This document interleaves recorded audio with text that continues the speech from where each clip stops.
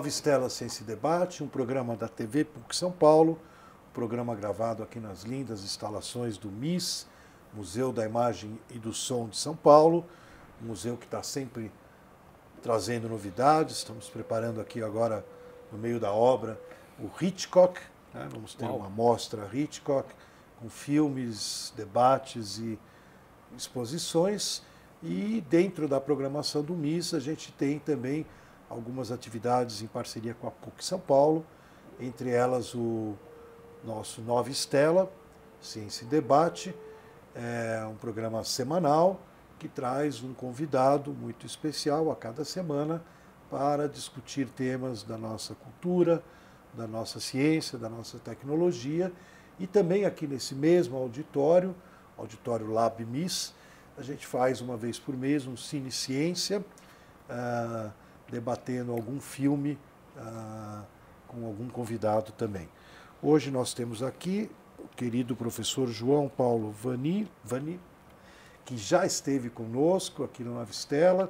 Quem quiser vai lá no YouTube e procura o canal Nova Estela Ex Libris e vai encontrar a entrevista interessantíssima que o João Paulo nos proporcionou sobre o seu recém-lançado Terror e Trauma na Literatura, do 11 de setembro, As Marcas na Alma, um livro muito importante, né, que sai pela editora da PUC, a EDUC, trazendo um estudo do João Paulo Vani sobre a obra do nosso querido, onde é que está a obra? Jonathan Safran Foer, Extremely Loud, Incredible Close,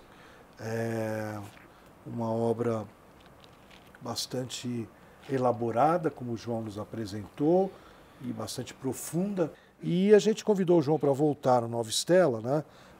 Depois de ter nos trazido muita informação sobre o livro, para tratar de um outro assunto, uma outra atividade, né? O João, deixa eu apresentar para vocês aqui, né?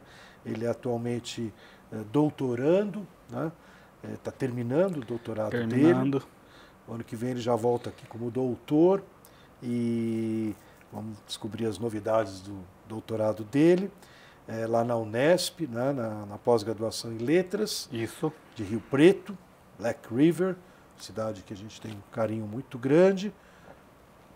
Eu trabalhei muito na tua cidade, inaugurando pequenas bibliotecas no interior, que a gente vai falar daqui a pouquinho dessa temática. Uhum. E nessa mesma instituição ele é mestre em Teoria Literária, em 14, licenciado em Letras, em 2001, especialista em Comunicação e Marketing pelo Centro Universitário de Rio Preto, docente experiente na área de Metodologia do Trabalho Científico, foi pesquisador visitante da University of Louisville, nos Estados Unidos, por meio do programa Doutorado Sanduíche no Exterior, é um dos beneficiados, né, por esse programa, e que aproveitou muito essa oportunidade. Ele é empreendedor, fundador do grupo editorial HN e da Academia Brasileira de Escritores, da qual é presidente. João, muito bem-vindo novamente à Nova Estela. Agradeço o convite, professor. Sempre bem-vindo. E seguindo nossa série Ex Libris, né, a gente tem procurado, já trouxemos aqui alguns editores, além de autores, né, autores da casa, da EDUC, autores de outras editoras. A primeira questão que eu queria aproveitar, que não deu tempo no primeiro programa, né, é justamente essa tua iniciativa de criar uma academia brasileira de escritores. Como é que se surgiu? Qual é o teu objetivo? São José do Rio Preto é uma cidade geograficamente muito bem posicionada. Nós estamos ali no entroncamento de rodovias que cortam o país. BR-153 passa por Rio Preto, mas ela vai até Belém do Pará. Então nós temos um escoamento muito grande e esse escoamento ele nos permite receber pessoas do Mato Grosso do Sul, do Mato Grosso, do Goiás, Minas Gerais. Então, esse fluxo de pessoas em Rio Preto faz daquela cidade, que é uma cidade média, uma cidade de 500 mil habitantes, um polo de comércio e serviços muito bom, muito grande.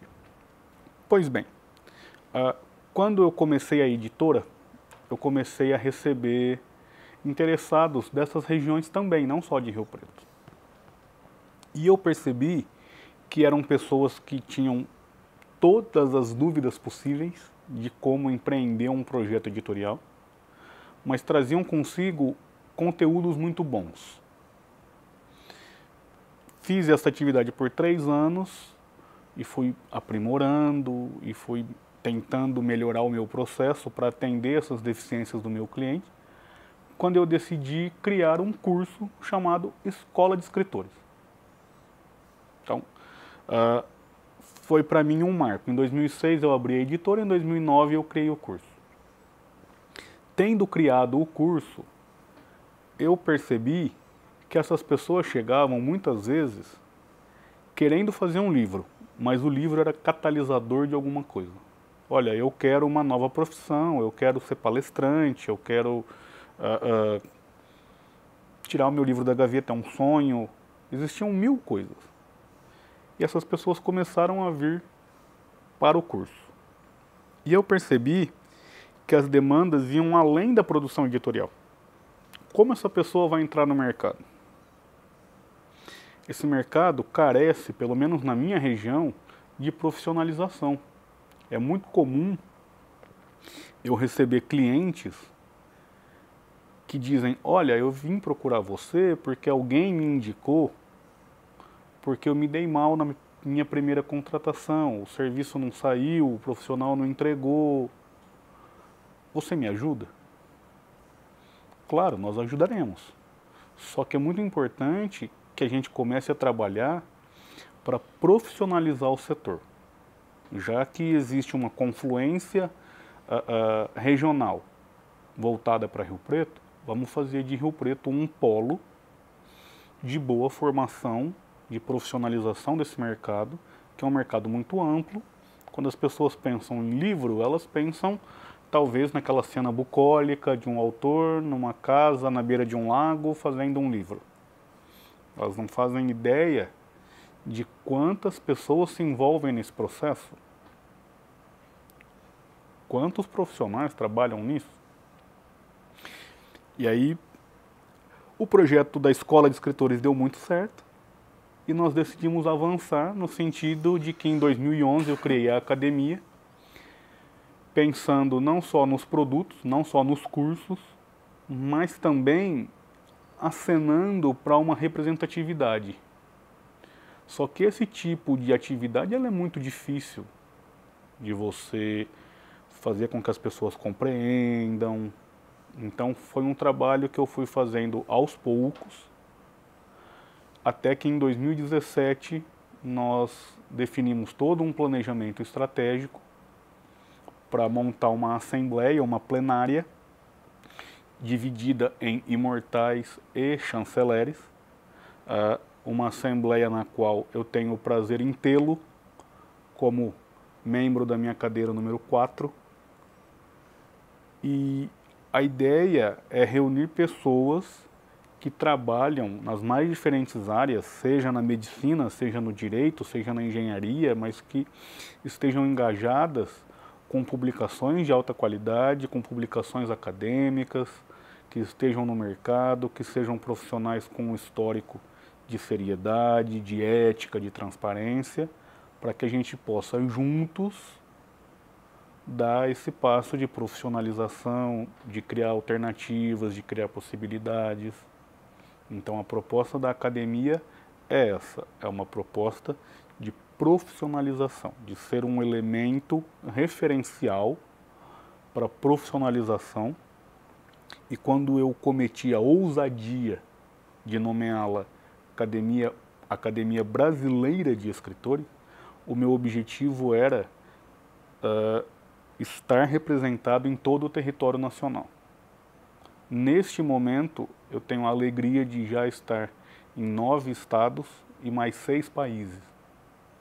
Então, a academia já nasce com uma plenária fortalecida de representatividade. Nós estamos na Europa, nós estamos nos Estados Unidos, nós estamos na África, Então, isso é muito importante, que a gente passe a ter juntos uma voz mais forte. Eu acho super louvável, né? Agora, cutucando na ferida, né? Sim. Você não sente assim, quer dizer, não é contradição, nem paradoxo, só uma situação curiosa, né? Que você empreende essa iniciativa, que eu acho, né? Te prestigiei na cerimônia de posse, lá na Câmara Municipal, acompanhado da querida Cláudia Costin, que também Sim. se tornou imortal comigo naquela noite, foi uma grande emoção, né? Sim. Agora, o que eu fiz com a Cláudia, né, na tua cidade, no comecinho, anos 2003, 2004, 2005, quando a Cláudia era secretária da Cultura do governo do Estado de São Paulo, a gente viajou justamente para Rio Preto várias vezes para abrir a primeira biblioteca em alguns municípios que não tinham biblioteca, né? Lembrando assim, São José do Rio Preto, Mirassol, Olímpia, cidades, né, ali perto, e que a gente foi. Tem outras que eu não lembro agora o nome, e também posso me confundir, porque a gente viajou. Eu abri 100 bibliotecas em 100 cidadezinhas no interior de São Paulo. Que bacana. Então, por exemplo, Mesópolis, ela é perto? Ou é perto de Presidente Prudente? Eu acho que sim. Presidente Prudente. É pertinho da ponta do estado. Do mapa. Do bico lá. Do bico, né? Isso. Então são cidades muito pequenas, né? E que a gente tem, às vezes não tem nem biblioteca, nem banca de jornal, não vou falar nem livraria, né? Então como você vê, quer dizer, eu acho, como você vê a situação nossa, do escritor, da leitura, do mercado editorial no nosso país? Essa carência, ela é total. Veja só, vocês, há pouco mais de uma década, empreenderam esse trabalho no estado de maior pujança econômica do território nacional. Isso nos leva a refletir um pouco da situação nos estados mais pobres, onde as pessoas têm ainda menos possibilidade. O que a gente tem feito? Estar fora do eixo Rio-São Paulo, para a minha atividade de editor, ela é muito ruim, porque isso encarece todo o processo logístico. A gente sabe que a etapa de impressão de um livro é uma etapa cara. Então, um dos pilares da academia é fomentar a publicação eletrônica. Nós tivemos agora, recentemente, a outorga do prêmio Carlos Daglian, que foi um prêmio criado para manter viva a memória do professor Carlos Daglian, que da Unesp, que foi sem dúvida um dos grandes difusores do ensino de língua inglesa no Brasil. É muito lembrado não só pela língua, mas também pela questão da literatura e da teoria literária. E esse prêmio, que neste ano de 2018 foi para 3 autoras, 3 mulheres foram laureadas, vai gerar a publicação de 3 obras eletrônicas para download gratuito. Você se inscreve sabendo que o seu livro vai ser colocado à disposição, né? Nós vamos democratizar o acesso. Isso já é algo que nós fazemos na Editora HN há alguns anos. Se você entrar no nosso portal, você vai ter lá 20 ou 22 obras para download gratuito. Então, o que a gente entende para esses públicos que muitas vezes não têm acesso à biblioteca ou tem a biblioteca na cidade, mas ela funciona em turnos complicados, só tem um funcionário, não tem nenhum funcionário. A gente sabe que a situação está muito difícil. O que a gente espera é que a tecnologia nos ajude, que essa pessoa possa baixar o livro no computador, que ela possa baixar no celular. O smartphone, ele revolucionou o nosso dia a dia. Hoje está todo mundo logado o tempo todo a tudo. Então, se a pessoa tem interesse em uma obra, se ela tem acesso a isso, se ela consegue chegar na ponta, é um clique na ponta do dedo e está ali no bolso dela. A dificuldade é fazê-la chegar lá, tanto eletronicamente quanto fisicamente nas bibliotecas. Uma outra coisa que nós temos feito de 2017 para cá é tirado livros do nosso estoque, porque nós sabemos que no mercado editorial a vida de um livro ela é muito curta. O fenômeno da cauda longa ele é implacável. Passado uns meses, passado um ano, esse livro já encalha e nós temos dificuldade com isso. Então, o que nós temos feito, até para boa manutenção do nosso estoque, a gente tem doado muitos livros. Então, de 2017 para cá, nós já doamos cerca de 4.000 livros. Para quem? Para quem nos procura. Bibliotecas, associações de bairro, empresas. Nós temos feito na nossa região um forte trabalho de apoio à leitura nas empresas. Inclusive, eu vou em breve ministrar uma palestra numa semana de segurança do trabalho, porque hoje as empresas já estão tentando mostrar para os seus funcionários a importância da leitura e do livro para o próprio desenrolar do dia a dia na corporação. Então, nós temos esse ganho. Porque se o pai ganha um livro na empresa e leva para casa, esse livro pode ser lido por toda a família. Pode ser emprestado para o vizinho. É isso que a gente quer. Fazer chegar na ponta. Deixa eu aproveitar que você tocou num assunto que a gente já debateu aqui no Nova Estela, e é sempre bom a gente trazer a opinião de alguém que está totalmente envolvido com o livro. Né? A gente até se conheceu, né, Vani, antes de eu ser editor e estar aqui recebendo um escritor, né? A gente se conheceu como tuiteiro. Né? Na verdade, esse auditório, a primeira vez que eu organizei um evento aqui, foi um encontro de tuiteiros culturais, né? Isso lá nos anos 2009, 2010. Que eu não pude vir, mas eu estava plugado. Estava plugado. Naquela época, o Twitter continua forte, mas ele já foi mais forte. Né? E naquela época realmente era um boom. E eu viajei o Brasil inteiro, fui até toda a cidade também aí, fazer uma palestra, palestrando sobre as possibilidades que o mundo digital, né, que as mídias eletrônicas, celulares, né, ofereciam e oferecem, né, cada vez mais, né, em termos da gente fazer campanhas pró-leitura, tentar direcionar o jovem para um livro, para um poema, né, para alguma coisa que ele tem, como você falou, no dedo dele ele tem acesso. Né?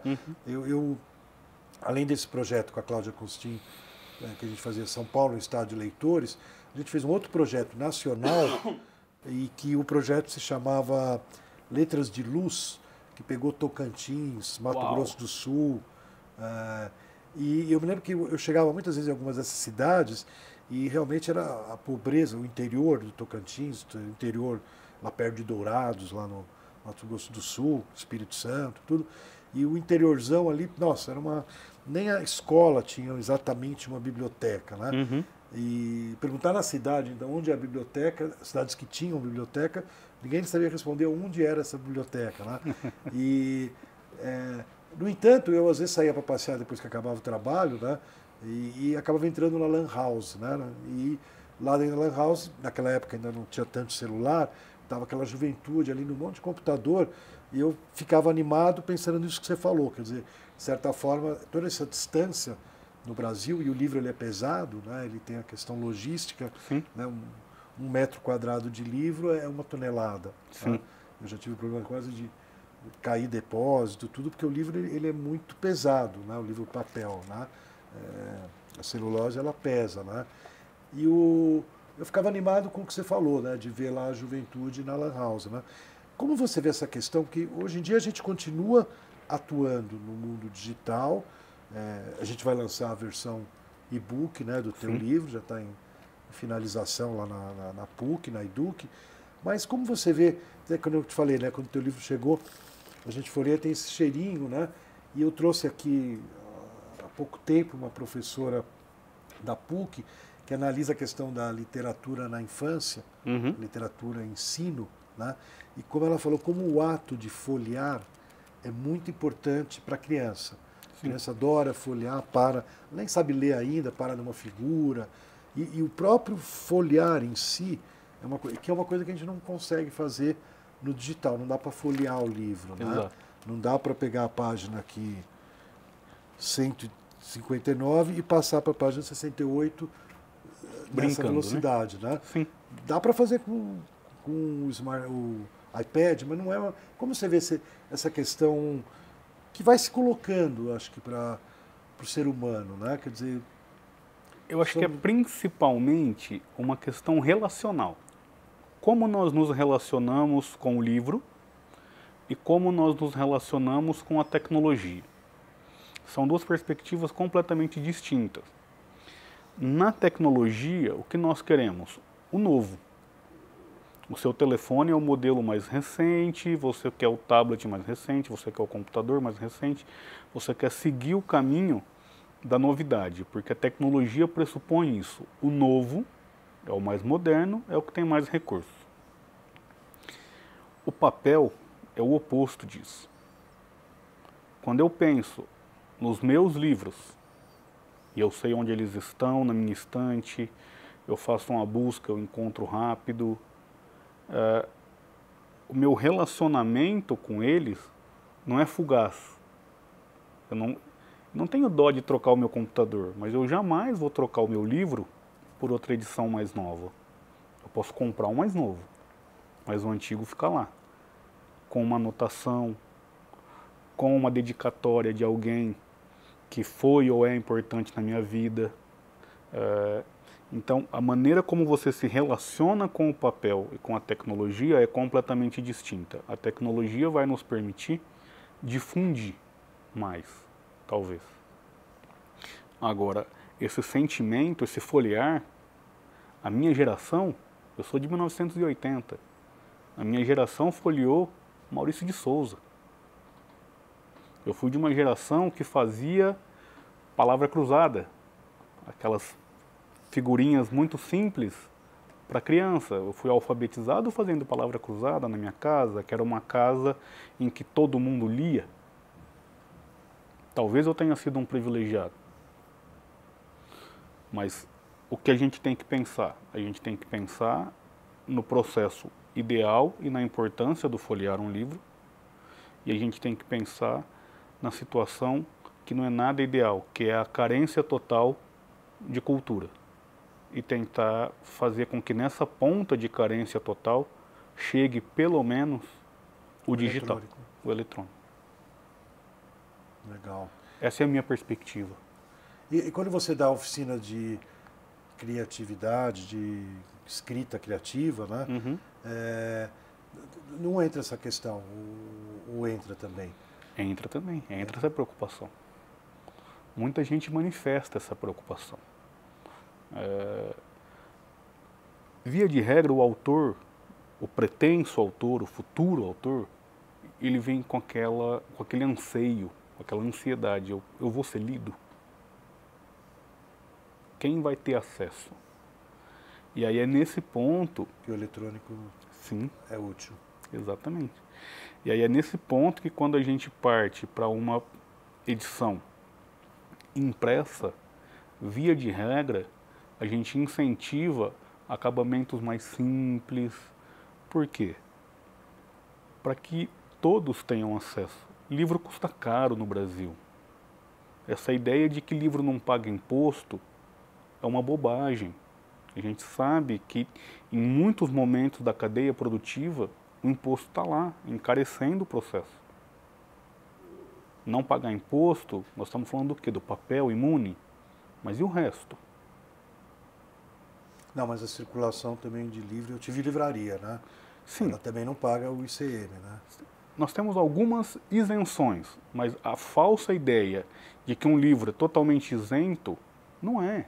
Nós sabemos disso, nós sabemos que nessa cadeia produtiva existem coisas aí que poderiam eventualmente permitir que o livro custasse menos. Na Europa custa muito menos, nos Estados Unidos o livro é muito mais acessível, no Brasil ainda é caro. Mas uma das razões, não estou discordando de você, só completando, né? Sim, Eu acho que o que você está falando é verdade.